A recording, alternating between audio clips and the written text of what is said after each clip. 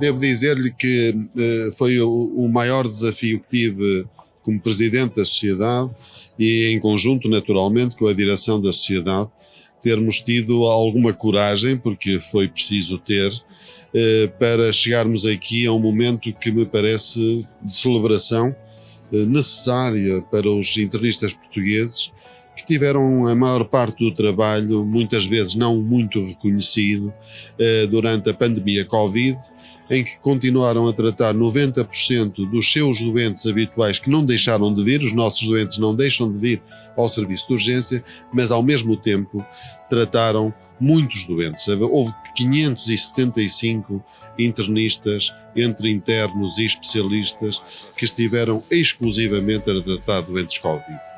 E, portanto, este é um momento de celebração, de descompressão. E tínhamos, naturalmente, que o fazer com todas as seguranças. E realmente tivemos a sorte de poder encontrar uma tecnologia que nos permite ter, por um lado, aqui uma muito razoável assistência, portanto, nós temos cerca de 1.300 inscritos, que, como é um congresso híbrido e, portanto, pode ser assistido mesmo daqueles que fizeram a inscrição presencial, também podem assistir por via digital, não precisam de vir todos os dias, vêm um dia, não vêm no dia seguinte e, portanto, nunca teremos essas 1.300 pessoas ao mesmo tempo na urgência, teremos pouco mais de metade, num espaço que em si próprio alberga ou pode albergar cerca de 10.000 pessoas, portanto, estamos a falar desta dimensão, e por outro lado tivemos cerca de 650 inscrições apenas online.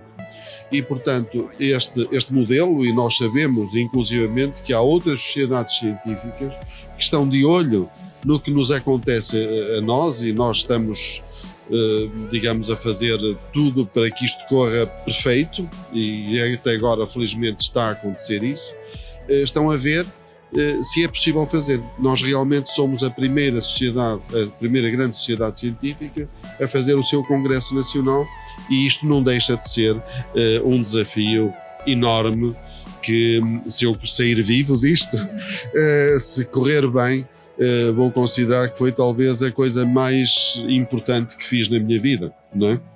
Neste momento é.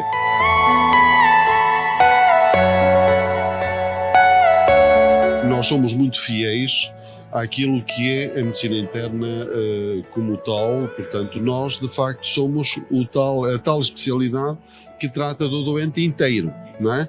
E portanto à partida aquilo que nós fazemos em todos os congressos é no fundo não nos estarmos a repetir, irmos pôr todos os assuntos científicos o mais update possível, aquilo que está mais importante e com mais novidades, mas que vão desde a insuficiência cardíaca, à doença respiratória, à doença autoimune, porque tudo isso nos interessa.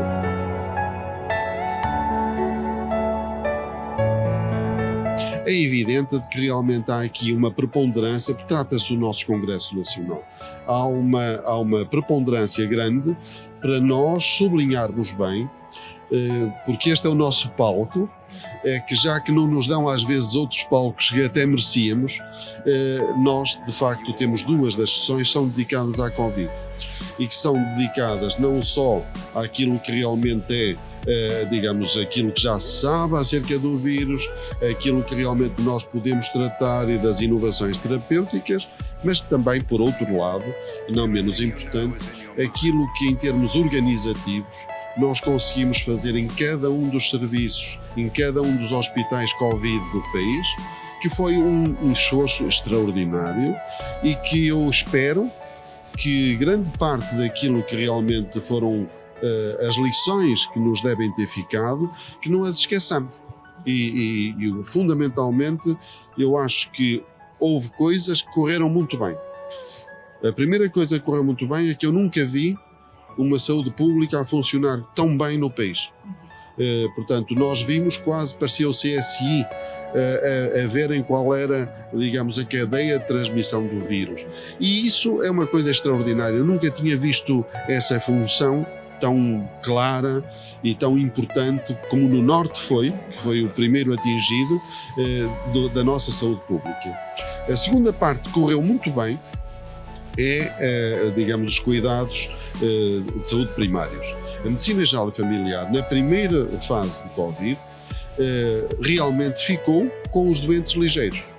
Os doentes ligeiros ficaram nos centros de saúde.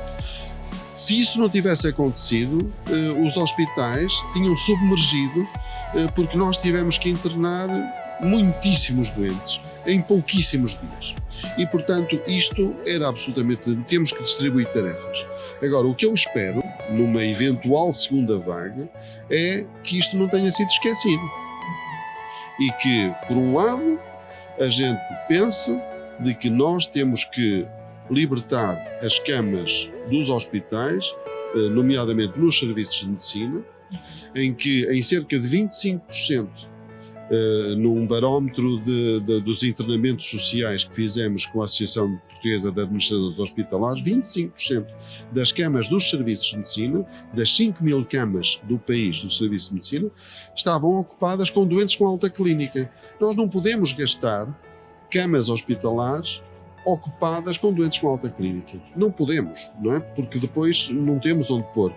E se da primeira vez nós pudemos fechar as cirurgias, fechar toda a atividade e, portanto, os nossos doentes não Covid foram para as áreas cirúrgicas, nós, o país, os doentes, não aguentam que a gente entre outra vez em lockdown completamente dos serviços cirúrgicos. E, portanto, nós não vamos ter esse espaço. Portanto, nós temos que libertar estas 25% das camas. A primeira coisa é isso. A segunda coisa é que nós temos que ter a ajuda real, porque os doentes ligeiros, em qualquer país da Europa, em qualquer país do mundo, menos em Portugal, são vistos nos centros de saúde. E os doentes ligeiros não se resolve telefonando para a Saúde 24, que invariavelmente manda o doente para o serviço de urgência. Portanto, nós temos que nos libertar do doente ligeiro para poder ter capacidade para ver com qualidade o doente que é moderado ou grave da sua doença aguda ou crónica. E, naturalmente, há coisas que vão ficar para sempre. Os serviços de urgência têm duas áreas completamente distintas, uma área de doentes respiratórios, outra de doentes não respiratórios. E dos doentes que eventualmente possam ter suspeitas de terem Covid. Esses não podem ser misturados com os outros. E por isso mesmo, nós e as equipas são as mesmas. Quando nós dividimos um open space, neste caso estamos a falar de um serviço de urgência, em várias áreas diferentes, nós vamos precisar de mais gente. E não temos mais gente. E como não temos mais gente, nós temos que nos libertar da procura excessiva, fundamentalmente daquela que não deve vir ao serviço de urgência e deve ficar com o seu médico de família.